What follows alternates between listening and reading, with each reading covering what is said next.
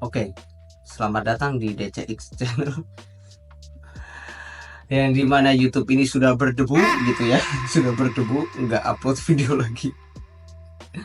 Aduh ya, karena biasa ya kadang manusiawi dan juga kesibukan ya, yang dimana kadang males gitu, kadang apa, tapi insya Allah ya, mudah-mudahan ini channel ini bakalan terus jalan lagi, bakalan aktif lagi gitu ya, karena beberapa kesibukannya itu adalah ngurus kuliah gitu, ngurus kuliah dan juga ada beberapa project lah ya yang harus diselesaikan gitu ya, tapi kok 2 tahun.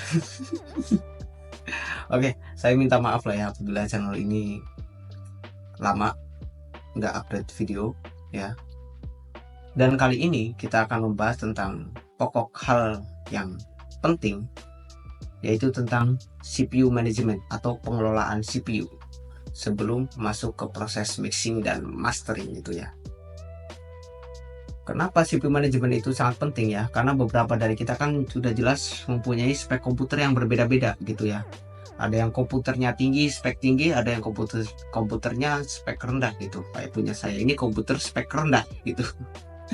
Jadi CPU manajemen itu sangat penting gitu ya, atau pengelolaan CPU ini sangat penting agar workflow kita itu jadi lebih enak dan juga lebih efisien gitu ya. Jadi begini, kenapa CPU manajemen itu sangat penting ya? Kita kan ketika mixing dan mastering itu jelas pakai plugin gitu ya. Karena plugin itu ada dua, ada sample based plugin dan juga ada algorithm plugin. Algorithm plugin itu adalah plugin yang berdasarkan matematika gitu, hitungan matematika gitulah ya. Contohnya dari ProView, terus kemudian plugin bawaan dari sejauhan contohnya ya, dari ProEQ ya dan sebagainya, itu berdasarkan matematika atau hitungan matematika gitu, dari algoritma gitu ya. Kalau dari sample based plugin itu adalah plugin yang berdasarkan analog aslinya atau berdasarkan dari alat aslinya gitu ya, hewan-hewan aslinya yang misal kita beli itu harganya mahal sekali gitu. Sample based plugin ini rata-rata itu terletak di saturasi, plugin-plugin saturasi, yang dimana itu contohnya ada akustika, ada universal audio gitu ya.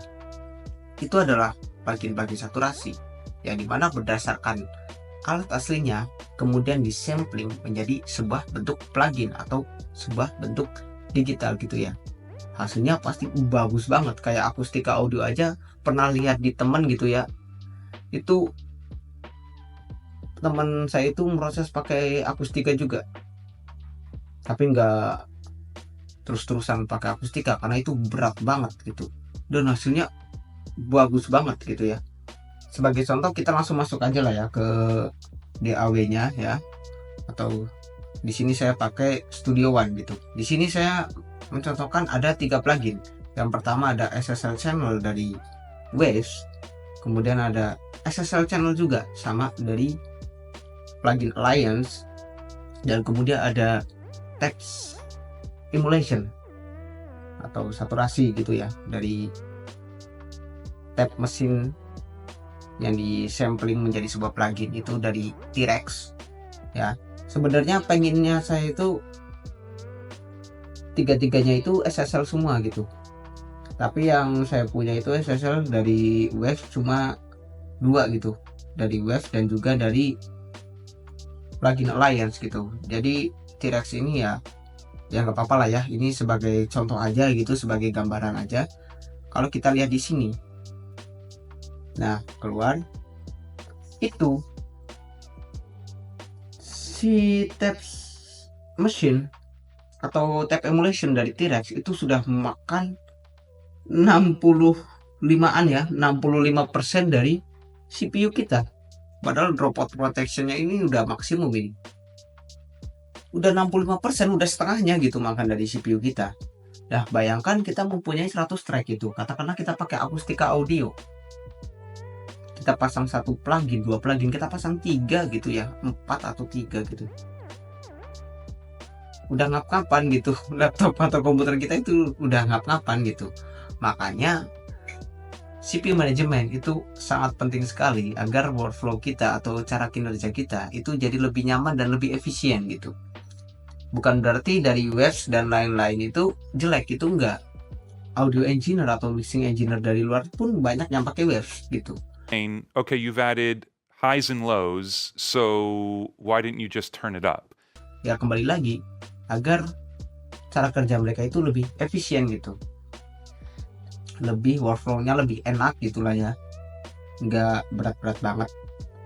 Oke, kan itu ada fitur render audio di Studio One.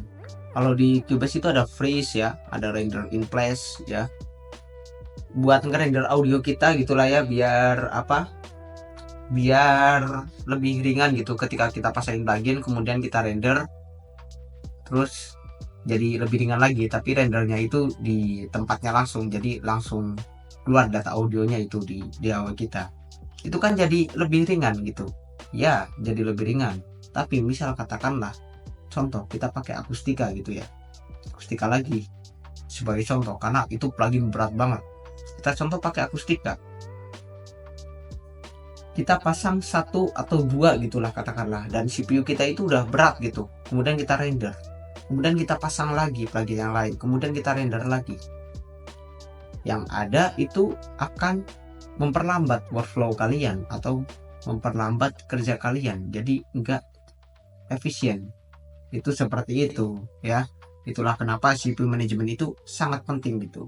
Tapi misal katakanlah komputer kalian itu udah spek dewa gitu ya, udah spek tinggi gitu, silakan aja pakai plugin yang berat-berat gitu ya. Kalau misal dirasa masih aman gitu ya buat komputer kalian atau CPU kalian, itu seperti itu. Oke, CPU manajemen ini juga bisa kita akali juga, tapi ini harus keluar duit. Itu contohnya dari Universal Audio gitu. Universal Audio itu dari sound cardnya gitu ya, itu udah punya DSP. DSP itu apa? DSP itu bahasanya gini, DSP itu yang include dari sound cardnya itu memberikan daya tambahan untuk komputer kita.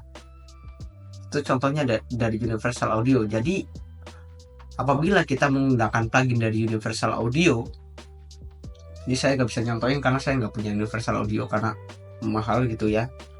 Semoga bisa lah ya kebeli Universal Audio, Apollo gitu ya.